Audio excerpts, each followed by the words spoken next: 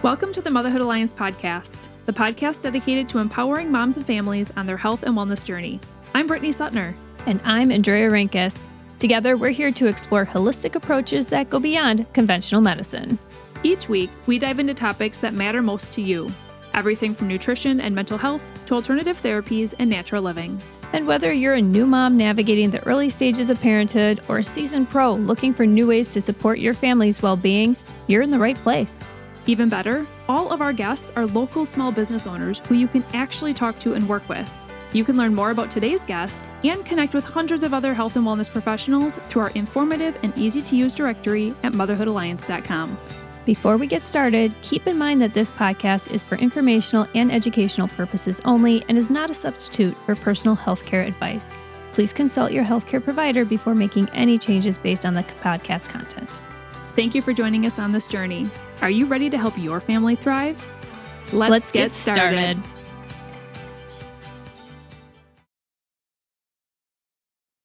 Hi, we are Brit and Drea from motherhoodalliance.com, and we are excited to welcome you to a 4-episode series with Faith Ainsworth, who is the owner of Integrated Sensory, a wellness center in Green Bay, Wisconsin that offers a variety of play and coaching-based sensory solutions. Faith and her husband Ian started Integrated Sensory in 2021 after seeing a gap in opportunities within her local community and within her own home. As a mom of 2 young rambunctious boys, she identified early on that they needed ways to meet their own high-energy movement and sensory needs, but at the time there was nowhere for their family to go. Now, Integrated Sensory has a large and beautiful space where they host a multitude of offerings for families with or without a sensory-related diagnosis, including research-based and drug-free sensory coaching, trauma education, infrared sauna, multi-sensory spaces, open playtime, and much more. We're excited to share these episodes with you as we go deep into the topics of sensory integration and behavior, tips for parents on how to support overstimulated kids, how trauma affects the brain and body, and a deep dive into technology and how it affects the brain. Faith is beyond passionate about serving our community and meeting families right where they're at, and we can't wait for you to meet her. So let's jump into today's conversation. Hey everybody, welcome back. We are here for episode 2 with Faith. Faith, welcome back. We're excited to have you. Thank you. Today we're going to be talking about connected-based sensory parenting. So in the first episode, we talked a lot about sensory integration, coaching, and how it can help kids as they're going through different sensory needs. So make sure you go back and listen to that. And I will tell you that it applies to kids of any kind, any age, any shape or form, adults as well, anybody. It applies to everybody. So, but in this episode, we're going to be talking a little bit more about parents and involving them. So Faith, at your coaching facility, what does involving the parents look like? Are you primarily providing them education? Are they playing with the kids? Is it custom? What does it look like? So it really is going to depend on the family. We have some parents where they actually will come in and they'll do the activities with the kids. So they'll come along and help spur their child along. We have some parents that choose to sit in the lobby, and that's okay too.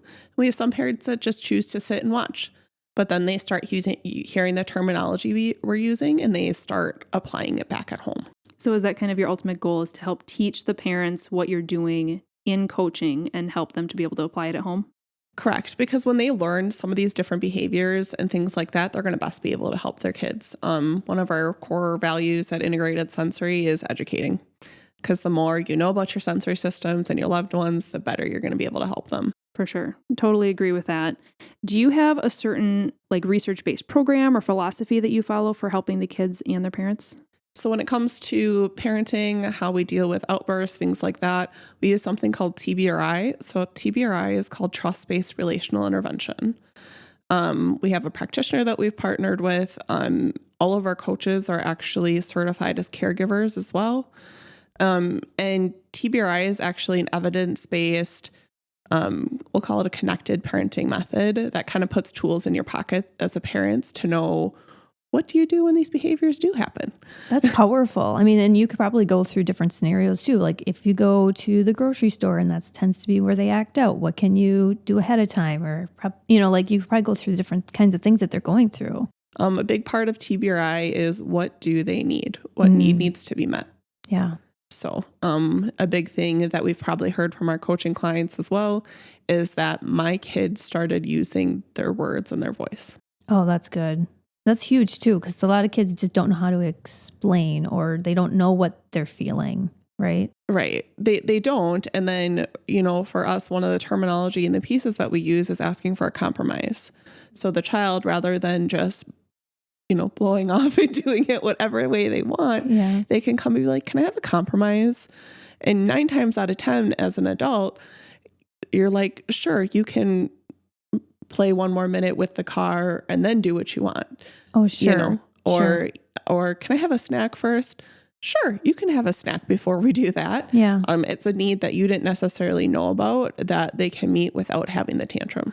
So I feel like this is like, you're not just helping the kids, but you're really kind of helping train the parents in a way. I mean, we can all use these kinds of like, at least awareness, you know? So like sometimes like, especially when they're kids, for me, I know like when my kids were little, it would be like, okay, we're done with that. We're doing this now. But instead, you know, sometimes it's nice to give choices, or like, I didn't realize I should be doing that. Correct. So I will say that we do the very, very basic level of it. If you want somebody that it can like literally go into your home and like help make those changes, then I definitely do refer over to our partner. Okay. Just because that's like what she does. That's awesome. But we're like oh, what's that? Yeah. Oh, my child started responding to that. So used in conjunction, it's actually a pretty cool thing. That is really cool. I don't think people realize that that's like an option. What does this look like for educating the parents? Because I feel like they almost need their own coaching sessions separately. So how do you actually help them learn this stuff and then to be able to apply it? So something we're actually going to be implementing in the next couple of months here is one of the sessions can actually be where we're going to like sit with the parent and they can ask questions and we can see where their progress is or if they need any help with the nutrition and things like that. And that'll be a good way to ask more questions about what's going on. You talked about nutrition, which, I mean, nutrition is huge, period, for sure, for anybody. But like, how do you incorporate nutrition? What's your kind of philosophy on helping people with that? So this could probably be like a whole nother episode. Oh, I bet it could. I'm actually finishing another certification, right? Nice. To be a functional genomic analysis. So a lot of our nutrition is supplements and things like that based on presumptions from genetic and behaviors. Oh, so can you do a test for them? How does this work? So right now we're just going based on the behaviors we're seeing because typically like when you see explosive behaviors, there's a good chance it's this. Or if you're seeing a lot of allergies, there's something else like going red on. Dyes and Correct. Like, you know, the typical things, but could be also something else too. And we try to keep it practical. Sure. Right now we have a slip that we can show you to go through like, yes, like let's cut out the red 40. But we're not necessarily about that you don't get to cut out the fun childhood experiences. Sure, yeah. Because like having, you know, cake at a birthday party or a soda is a fun childhood experience. It just doesn't have to be 40 grams of sugar for the can. It could be 5 grams from a poppy, you know? Yeah. And the kid still thinks it's just as fun. So. Yeah. So you really make it more fun, like just more fun and just more functional for the family too. While Correct. Making it so that they can function well. And it really is hard in our everyday today to get the proper nutrition, which is why we do add in the additional supplementation, which a lot of our stuff we offer liquid or things like that, especially we're in Wisconsin. So we're heading into D3 and K2 season. Yeah. We need a lot of it, especially if we have extra sensitivities. You might need a little bit more. So is this included in part of your coaching? Is that like walking through the nutrition side with parents? And like you said, there's the supplement side, but then there's also like the basic nutrition and, you know, just how looking at dyes and looking at how much sugar intake their kids are taking in and just general education about nutrition. That can even just be a huge piece that can make a difference in behaviors. But how much of that do you actually incorporate into like a coaching package? So we do just the base level with it at this point. So when we go through in that additional assessment, we're going to look at, okay, what's going on? What are some of the parent goals and how are some things? So typical ones we get is like, they can't sleep at night. Yeah. Again, we go back to the sleep. But have you tried magnesium? Or there's constipation issues. Honestly, magnesium is great for that as well. And a lot of parents, like they've never heard of that before, just because that's probably where we go into more of like the holistic realm. So, on the lookout for the future, hopefully we'll be able to do, more based on genetics. So just look and see. Just I can't promise keep anything. an eye out there. Yeah. Yeah. That's awesome. I love that you have such big ideas too. I mean, we had talked about this too. I was there at your facility just a few days ago, and there's a lot. It's beautiful. You guys should go check it out, but there's a lot of potential. Like you could have therapists there. You could have so many different aspects and nutritionists. And I think you said like speech therapists would be super awesome to come in too. We would definitely love to add like occupational therapists, SLPs, and it just kind of adding them to the team. Because the biggest thing that we probably hear from our clients is that like they're sick. They're hard to meet all those appointments. Yeah. And I mean, you've seen it. We really do have the space to have a one-stop shop. Yeah, So. yeah, for sure. That would be such a blessing for these parents. Yeah, absolutely. For sure. One slightly different type of question that I have is a piece where I think a lot of parents do struggle, whether their kids typically have sensory needs or not, is like short-term phases, sensory phases that kids go through. So I have an example, like my daughter last year, she was 5 and she just went through this whole phase where she could not get over like the seam inside of socks. She had 2, maybe 3 pairs of socks that I ended up figuring out could work. And she just rotated between them and they got holes in them and they were well used. But it was just like this frustrating experience for me as a parent. Just put your socks on or just flip them inside out. You know, like, how can we figure this out? But also it was a phase that she had to go through and there was some sensory things going on. So as a parent of a child who maybe does not have high sensory needs on an ongoing basis and has this little phase, how can you support them, whether it's education or with their kids or like coaching? Is that something that you can help with as well? Yeah, it definitely is. It's funny you use the sock example because I have had people, they're like, it's been 4 years and my kid won't put socks on. And I showed her one tool and then she's like, oh, these are now her favorite pair of socks because we're able to calm that area down. It's in our minds, like obviously, because that's like all we do. It's like, oh, this isn't that much, but we're definitely like with the coaching able to help point out little things like that. And the good chances is we might be able to discover some underlying things that you might not even realize are going on. Yeah, that would be really helpful just to, you know, even be able to call and like consult you guys and just see what that would look like to work with you. And because I'm guessing your coaching packages can be short term or they can be long term. It's really dependent on the parent and the situation that's happening. Correct. So that I feel like gives a lot of hope to parents that are just going, you know, a little bit selfishly crazy because they can't figure out why these little things are such a big deal to their child, but they obviously are. And there's something that the kids need to be able to communicate to the parents. So you obviously are experts in helping to communicate with that. Do you have any specific like resources, like websites or books that you typically point parents to that they can learn from when it comes to sensory needs or just education on helping their kids through certain situations? Oh boy. I'm a big fan. So if you come to our facility, you'll see, actually we have excerpts out of her book. But her name is Marty Smith. So she's one of the leading sensory and trauma OTs in the US. And so she actually has a book that's called The Connected Therapist. Super easy read. That's good. So she breaks it down into like everyday parents' terms, what's going on sensory wise in her own experiences to help you better understand how to help your child. So, do you have like a link on your website at all for that? Or I don't. You should. You should. Well, we'll put it in the show notes for sure. Notes, yeah. Yeah. I would also love if you have any quick tips that you could give parents who are listening to this today for just maybe a couple of common sensory needs that you guys see. So whether it's like anger or yelling or like certain stimuli, like loud noises. Or even like biting nails or picking noses. Is that a current challenge that you're facing? Yes. Don't tell who, but yeah, my oldest for sure. Yeah, so there's like these little things that kids tend to do, or like if they're fiddling with things all the time, or I don't know, like you're probably used to seeing them do these things, or if they're afraid of textures or there's certain things. So do you have any quick tips for common ones that you may see as to like something a parent could try at home today? If your kid is biting, we'll go there. Okay. If they're biting you, they're biting other things, they're biting anything. I've heard some pretty interesting ones from eating like wood to other things. Oh, right? Yeah. Yeah. Doesn't have to be eating wood though.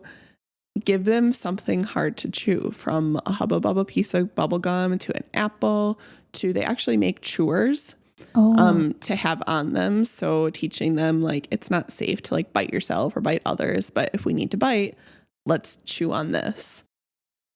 My youngest son, actually, when he was in like preschool and kindergarten, he kept chewing on, well, they were wearing masks too at the time. So that was like a whole nother thing, but he would like soak the inside of his mask from chewing on it, and he'd just like chew on his shirt. Yeah, that's definitely a So flag. they actually gave him, and we had it at home, like the chewing necklaces.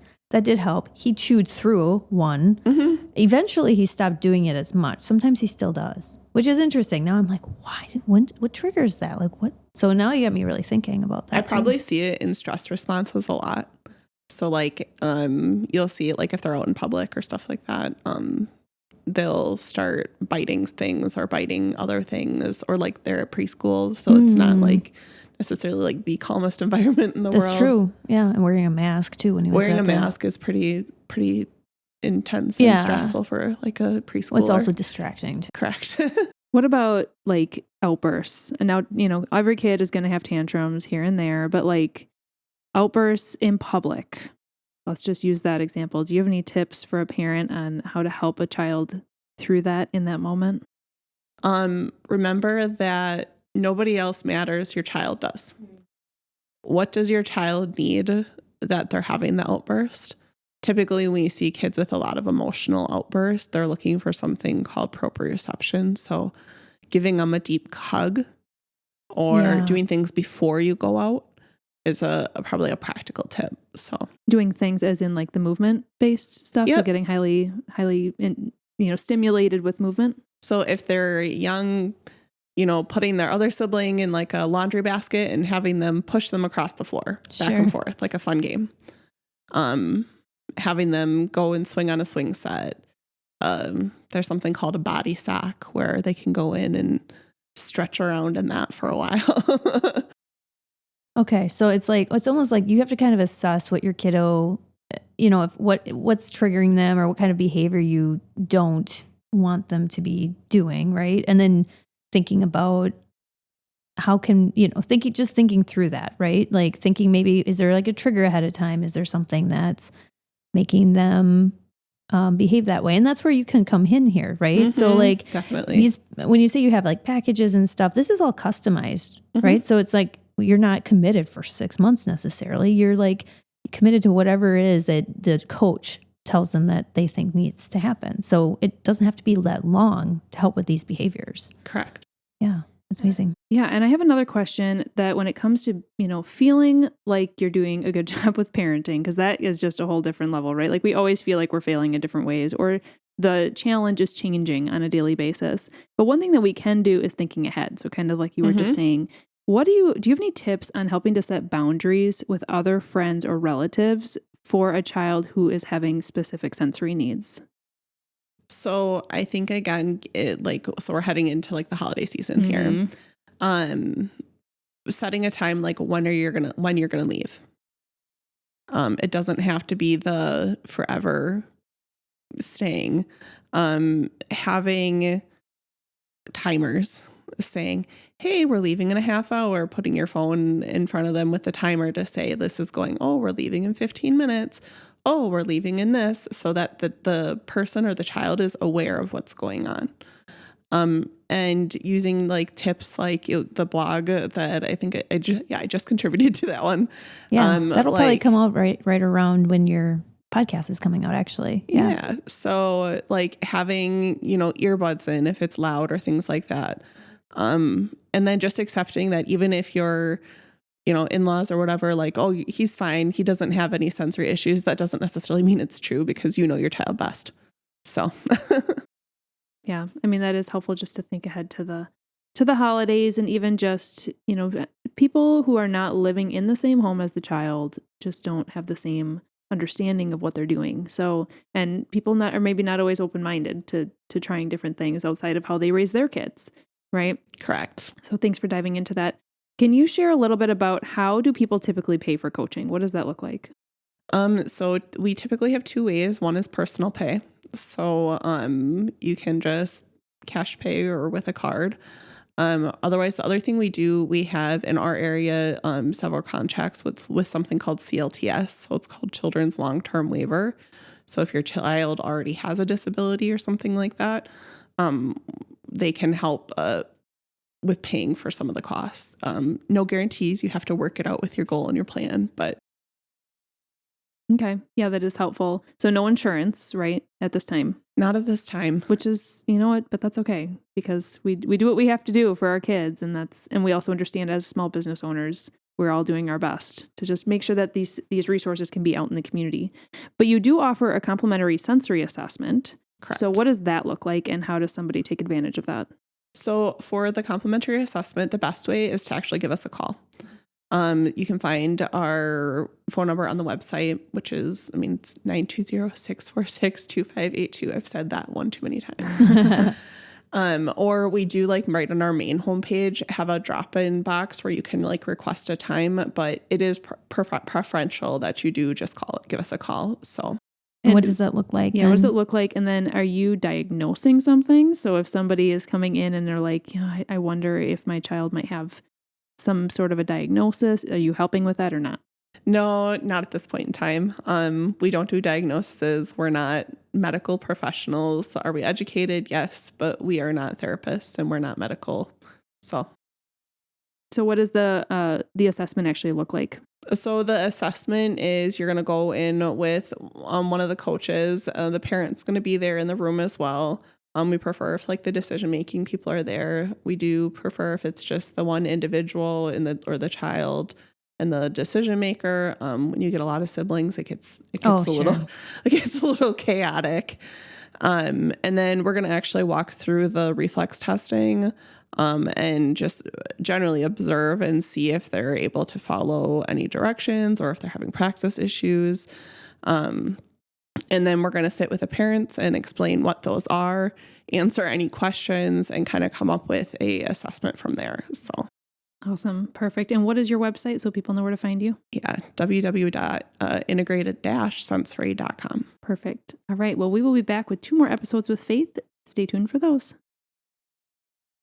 If you enjoyed this episode, would you consider leaving a rating or review or sharing it directly with a friend who could benefit from the information? We know that you're a busy mom or caregiver, and our goal is to make your life easier by bringing tips and tricks directly from experts into your earbuds. By sharing this episode with someone you love, you can play a critical role in helping to make their life easier as well. We appreciate your time, and thank you for being a part of the Motherhood Alliance family.